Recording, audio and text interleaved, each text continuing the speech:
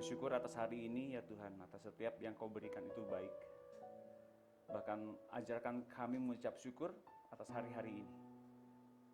Engkau yang menyatakan kehendak-Mu, mujizat-Mu, bahkan gelombang-gelombang kesembuhan, pemulihan terjadi mulai hari ini. Kami yang percaya, kami mengangkat tangan. Kami terima setiap rencana-Mu yang indah itu terjadi dan tergenapi atas hidup kami. Sekarang kami perkatakan Engkau adalah Allah yang maha kuasa, Allah yang hebat, yang mengatasi segala masalah-masalah kami. Berbicaralah Tuhan, kami terbuka akan setiap pengajaran-Mu dan nasihat-Mu. Dan mari Tuhan, bila ada yang sakit Engkau sembuhkan, ada yang berbeban berat Engkau yang pulihkan, berikan kelegaan.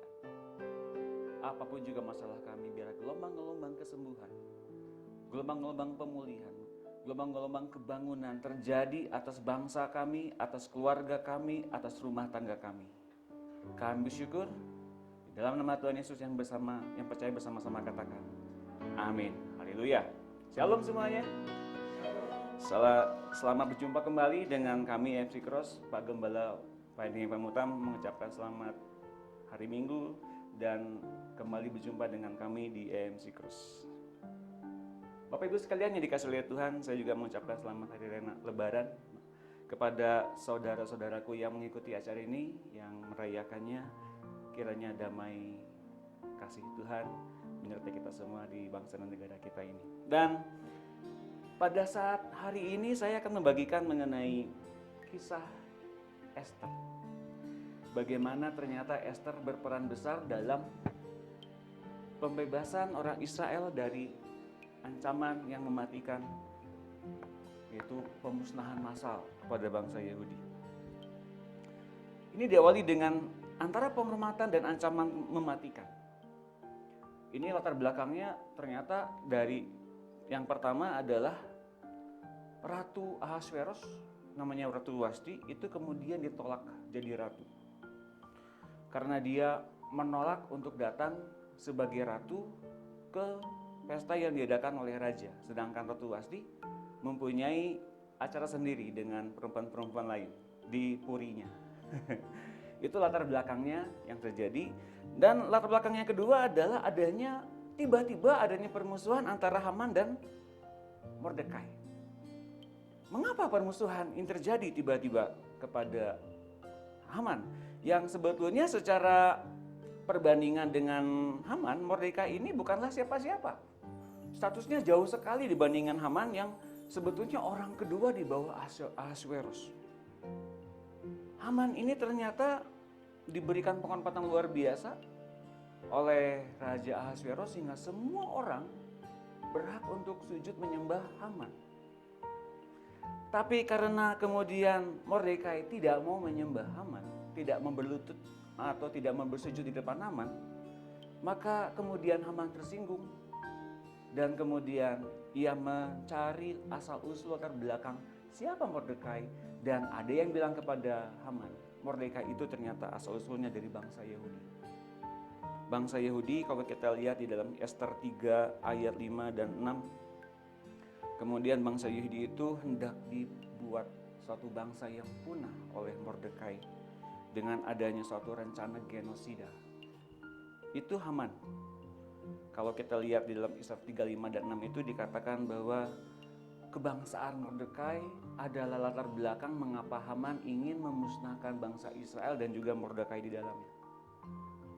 Kalau lihat ke belakang mengapa begitu bencinya kepada Mordekai, sebetulnya di antara dua orang ini terdapat latar belakang bangsa yang saling bermusuhan. Ketika bangsa Israel keluar dari Mesir, yang bagian belakangnya, yang bagian terlemah, anak-anak dan perempuannya itu dihajar dari belakang oleh bangsa Amalek. Dan bangsa Amalek ini kemudian menjadi bangsa yang dibenci oleh Tuhan hingga Tuhan hendak memusnahkan mereka dari ingatan bangsa Israel, bahkan ingatan setiap bangsa di kolong langit. Menariknya Tuhan begitu setia kepada bangsa Israel. Namun begitu lihat kenyataan begitu, setiap orang yang melihat sekarang dalam keadaan Haman itu menjadi orang yang berkuasa dan apalagi tinggal di dalam negara yang sebagai negara penguasa di seluruh dunia sampai ke Ethiopia itu, maka bangsa Israel adalah bangsa buangan, bangsa yang terpenjara dalam perbudakan sebetulnya. Nah, kalau kita bandingkan, lihat, Haman ini adalah seorang wong cilik, orang buangan, bahkan sukunya adalah suku Benyamin, suku terkecil dalam bangsa Israel. Bukanlah apa-apa, apalagi bangsa buangan, Bapak Ibu sekalian. Nah, dan tugasnya adalah seorang yang menjaga pintu gerbang. Dalam Alkitab kita mungkin nggak tuliskan, tapi dalam buku-buku literatur lain dijelaskan bahwa tugas Mordekai ternyata adalah seseorang yang menjaga di pintu gerbang. Jadi kalau sekarang Bapak dan Ibu sekalian menjadi seorang asyir, nanti lihat, Tuhan akan tinggikan. Penjaga pintu gerbang. Dibandingkan dengan Haman yang adalah keturunan Agag sebetulnya. Agag itu adalah raja Amalek. Salah seorang dari keturunannya ternyata adalah namanya Haman. Nah, Haman ini dijuluki sebagai the magnificent atau namanya agung, yang luar biasa. Dan ternyata benar, dia jadi orang kedua di bawah Ahasuerus. Bangsawan yang berketurunan raja, dan dia adalah orang terbesar di bangsa Persia di bawah Ahasuerus. Nah, oleh karena itu sangat aneh kemudian untuk bangsa Israel dan Mordekai, Haman menyediakan berton-ton perak untuk menyuap Raja Ahasuerus untuk membinasakan orang Israel. Sebanyak kalau dikonversikan ke dalam mata perbendaharaan bangsa Indonesia itu 333 ton perak. Gambarnya seperti begini tuh perak. Ini benar-benar artefak yang ditemukan di Persia. Benar-benar seperti begini peraknya. Jadi bayangin segimana banyaknya. 333 ton demi menumpas habis bangsa Yehuda. Dan itu dilakukan oleh Haman yang menyuap Ahasuerus. Coba kita bayangkan seberapa kayanya Haman ini sampai dengan dia bisa menyuap raja sebanyak itu, dan raja mengokekan. Oke. Lalu dia serahkan cincin materainya, apapun yang menjadi keputusanmu itu keputusanku juga. Luar biasa tuh, 333 ton, bayangin perak. Wah, kalau dijual berapa triliun. Nah, tapi lihat Tuhan kerjanya luar biasa. Kalau kita lihat di 1 Korintus 2 ayat 16, sebab siapakah yang mengetahui pikiran Tuhan sehingga ia dapat menasihati dia? Tetapi kami memiliki pikiran Kristus. Ayat ini bilang bahwa seolah-olah kita bisa menasihati dia, dan itu nggak mungkin. Tetapi sebetulnya Tuhan hendak membagikan penasihat-penasihat untuk dia kemudian ketok palu. Setiap penguasa-penguasa yang sudah melebihi batas, dia sudah cukup, ganti dengan yang lain. Termasuk orang-orang yang udah melebihi batas. Dan Haman ini udah melebihi batas. Dia sedang berhadapan dengan umat Tuhan, yang adalah umat yang dipilih dari setiap bangsa. Dari seluruh penjuru bangsa, Tuhan pilih bangsa Israel. Ini umat kudusnya Tuhan. Jadi Tuhan butuh penasihat-penasihat, Bapak Ibu sekalian. Tuhan butuh orang-orang yang ada di dalam pemerintahan-pemerintahan untuk memberikan kebijaksanaan kepada raja-raja dan para pembesar-pembesar. Lewat cerita Esther ini kita lihat bahwa sebetulnya kita sedang dibimbing oleh Tuhan masuk ke dalam tingkatan yang lebih tinggi, dimanapun kita ditempatkan, agar kita bisa menasihati para pembesar-pembesar, para raja-raja, para orang-orang yang punya posisi strategis dalam pemerintahan kah, negara kah, dalam politik kah. Itu strategi Tuhan. Dan kemudian kalau kita lihat secara langsung, dari dua orang ini kita bisa lihat Esther yang adalah orang buangan dan Haman yang adalah orang buangan juga. Esther itu dipelihara oleh Haman yang adalah sepupunya sebetulnya, omnya. Mordekai itu adalah omnya Esther. Lihat ini, orang buangan, Tuhan sedang posisikan kedua orang ini pada tingkat yang strategis. Cuman yang satu diposisikan untuk jadi ratu, yang satu diposisikan untuk jadi penjaga gerbang, seolah-olah ngejompolan. Tapi lihat Tuhan menempatkan posisi dua orang ini pada posisi yang strategis dan tepat. Oke, kita lihat lagi latar belakangnya terjadi adalah yang pertama, Ratu Wasti ditolak jadi ratu. Dan yang kedua, perseteruan Mordekai dan Haman. Kalau kita lihat, mengapa Ratu Wasti ditolak jadi ratu? Hingga kemudian muncullah pribadi Esther jadi ratu. Sekali lagi saya katakan, ini rencana Tuhan yang dahsyat. Dan mengapa ada perseteruan antara Mordekai dan Haman?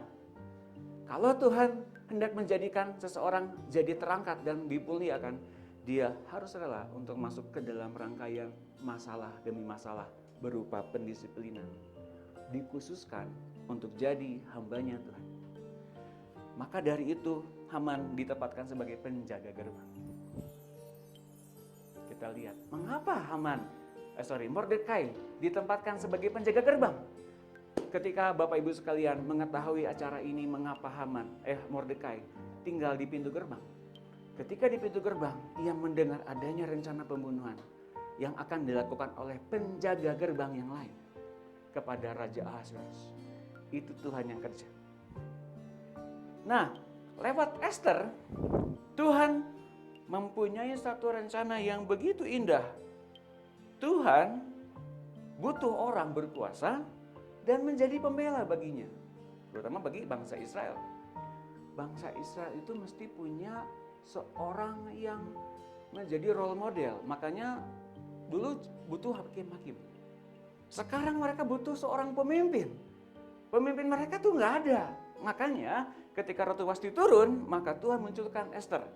Dan kalau kita lihat di Esther 2 ayat 12, kalau Bapak Ibu sekalian melihat di gambar ini ada gambar peralatan kosmetik zaman dulu.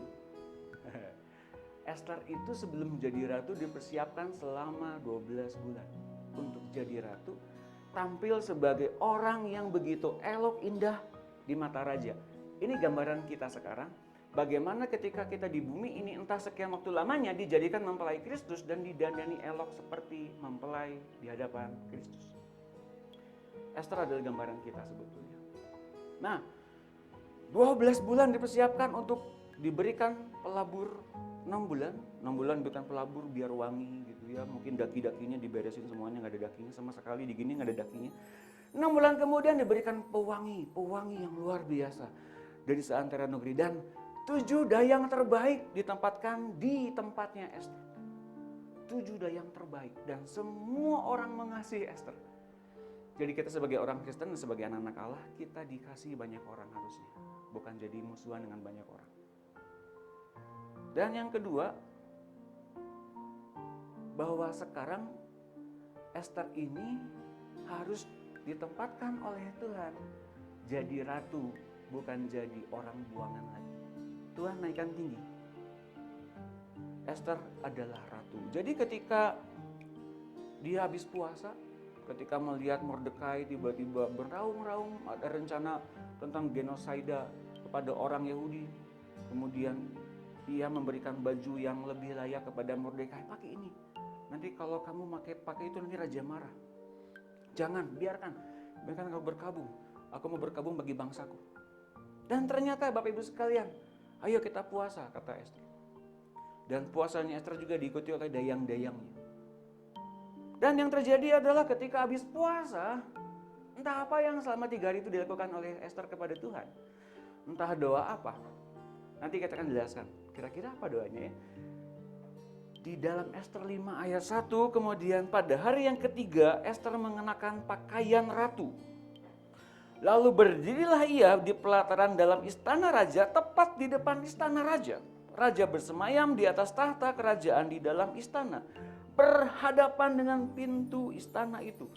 Bapak Ibu ngerti nggak ini ketika Esther pakai baju ratu dan kemudian dia harus datang di kerajaan, di balai pertemuan, di hall pertemuan itu, resikonya mati loh. Tuhan, si Ahasverus ini mungkin berlaku sebagai tuan gitu, yang gak layak pancung aja deh gitu. Nah, Ahasverus itu berlaku sebagai tuan. Wah, dia sebagai penguasa ya dunia pada saat itu. Ingat, itu penguasa dunia. Lalu ketika ada orang yang gak layak, dia bisa pancung begitu rupa. Karena gak dipanggil, tiba-tiba mendekat, Bapak Ibu sekalian. Nah, ketika dia melihat Esther gitu, Esther mungkin punya was-was, aduh jangan-jangan nanti aku dihukum mati. Karena yang terjadi adalah pada ratu sebelumnya, Bapak Ibu sekalian, Ratu Wasti yang begitu cantiknya, begitu rupa, begitu luar biasa saja itu ditendang keluar jadi ratu. Esther apalagi?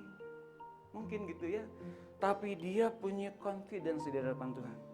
Dia pakai baju ratu. Dia kenal siapa Tuhannya. Dia berposisi sebagai orang yang diurapi oleh Tuhan. Dia hendak memimpin bangsanya untuk lewat dari masa genocide. Dan ternyata yang terjadi adalah Raja Ahasverus berkenan mengulurkan tongkat emasnya kepada Esther. Dan itu bukan hal yang mudah. Itu jauh banget loh Bapak Ibu sekalian. Kalau kita lihat ya, mengapa tiba-tiba Esther diperkenankan oleh Raja Ahasverus? Kalau kita lihat di Amsal 8, 15-16. Setiap raja, setiap penguasa, setiap pembesar, mereka butuh anjuran. Mereka butuh penasihat. Mereka butuh hikmat. Dan ternyata Tuhan memberikan tempat bagi Esther untuk jadi ratu dan menasihati Ahasverus. Kemudian dia mengambil keputusan karena Tuhan hendak memberikan kepada Ahasverus hikmat. Hingga habis kejadian ini beres, ternyata Ahasverus masih diperkenankan 3 keturunan lagi untuk berkuasa. Anaknya, cucunya. Cucunya Darius kemudian kalah oleh Alexander the Great. Itu bukti bahwa hikmat menyertai Ahasverus. Anda boleh buktikan di dalam sejarah. Baru keturunan yang ketiga namanya Darius. Kerajaan Persia musnah oleh kerajaan Yunani. Tuhan masih menyertai Ahasverus dan Esther sampai di keturunan yang ketiga. Itu hikmat yang kerja. Kalau kita lihat, kehormatan itu bukan seperti hal yang seperti Haman. Memberikan diri untuk dihormati, tidak. Tapi respect is earned, not given. Diberikan kehormatan karena layak. Esther diberikan posisi ratu karena dia layak. Dia memperhatikan bangsanya. Tuhan tempatkan Esther begitu rupa di tempat strategis. Begitu Tuhan punya rencana yang indah kepada bangsa Israel.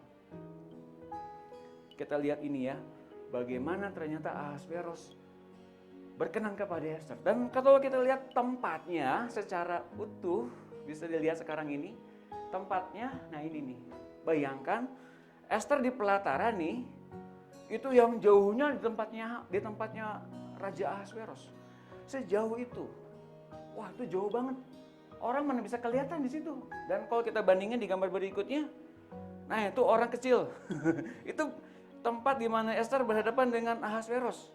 Gerbangnya segede gitu, sampai jauh ke sana ke depan. Itu tempatnya raja jauh banget. Mana ada kelihatan? Secara logika kita nggak bisa lihat. Secara logika raja itu mungkin begitu banyak orang yang gemerlap, begitu banyak orang yang datang. Kok tiba-tiba dia bisa perhatikan Esther dari jauh. Dan dia berkenan kepada Esther. Datang kepada Esther gitu. Dan Esthernya kemudian diperkenankan untuk mendekat. Nah kalau kita lihat jaraknya dari udara nih, wah jauh banget. Itu tempatnya Esther di sebelah kiri, kanan di ujung sini tempatnya Ahasverus. Jauh banget. Ini namanya Persepolis, istananya istananya Ahasverus. Sekarang udah jadi reruntuhan tapi masih kelihatan. Dan ini ada 100 kolom, ini tempat di mana orang-orang kemudian berpesta dan mengadakan pertemuan-pertemuan. Di antaranya dulu Ratu Wasti di situ juga, di 100 kolom itu. Nah, kalau kita lihat Esther kemudian pakai baju ratu, mengapa dia pakai baju ratu? Ini hasil puasa. Hasil puasa yang dari pertemuan dengan Tuhan 3 hari itu. Coba kita lihat gambar berikutnya. Ini Ratu Elizabeth. Ini gambaran aja. Ratu Elizabeth itu pakai mahkota, pakai tongkat, pakai baju kebesaran. Orang bisa lihat dia ratu. Mengapa? Eye catching. Kemuliaannya beda gitu dibandingin dengan mungkin saya kelihatannya nggak seperti ratu. Ya iyalah. Tapi Ratu Elizabeth contohnya begini, itu begitu luar biasa kelihatan glamournya, splendornya, majesty-nya, keagungannya kelihatan banget. Jadi ketika Esther itu datang sebagai ratu, pakai baju ratu yang seperti begini, bahkan mungkin lebih dari ini, dia sedang menganggap dirinya, saya layak untuk jadi pembela bagi bangsa. Ini Tuhan yang kerja loh. Dia datang, meskipun dia tahu risikonya mati, tapi dia menghormati Tuhan dan mengasihi bangsanya. Anda tahu Bapak Ibu sekalian, Mengapa Ratu Wasti kemudian diusir keluar jadi ratu? Menurut tradisi orang Yahudi pada masa itu, mengapa Ratu Wasti kemudian menolak untuk datang atas undangan Raja Ahasverus suaminya? Menurut adat istiadat orang Yahudi, ketika kalau Ratu Wasti datang menyanggupi undangan Ahasverus yang ketika itu mabuk berat karena anggur, setiap undangan itu berhak untuk diperlihatkan hal-hal yang menjijikan, hal-hal yang berupa hal yang memalukan Ratu Wasti. Hingga tinggal kepalanya saja yang pakai mahkota. Sebabnya itu mengapa Ratu Wasti menolak untuk datang, karena hal itu.